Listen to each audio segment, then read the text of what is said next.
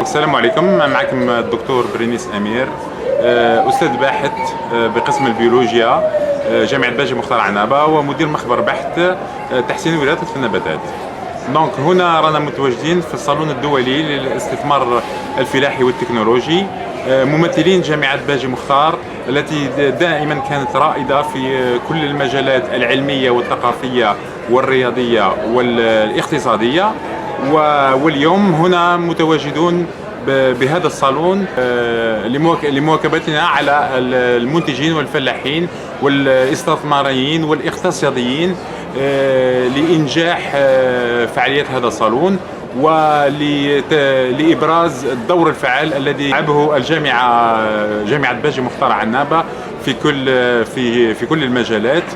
دكتور برينيس أمير، طبعا جامعة باجي مختار تحتضن قرابة 75 مخبر يعني. نعم. إذا سألتك أخي العزيز، يعني المخبر يعني انتم مختصين فيه، وش الدور تاعو هو؟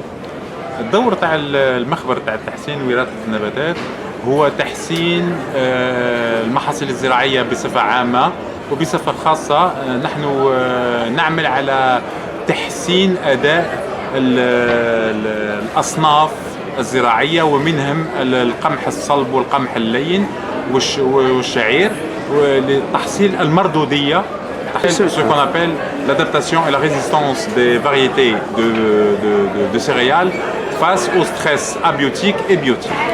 وهذا لازم يكون بمشاركة الجامعات، المعاهد الزراعية، الفلاحين. دونك كلنا نقدروا نساهموا في الوصول إلى هدف الأمن الغذائي في الجزائر. نيابة عن شخصكم الكريم أستاذ أمير والأستاذة الفاضلة رفقتكم، وحي طاقم جامعة باجي مختار، يعني رئاسة وإطارات وكل العمال الموظفين، وتحية أيضا لكل الاختصاصيين في هذا المجال.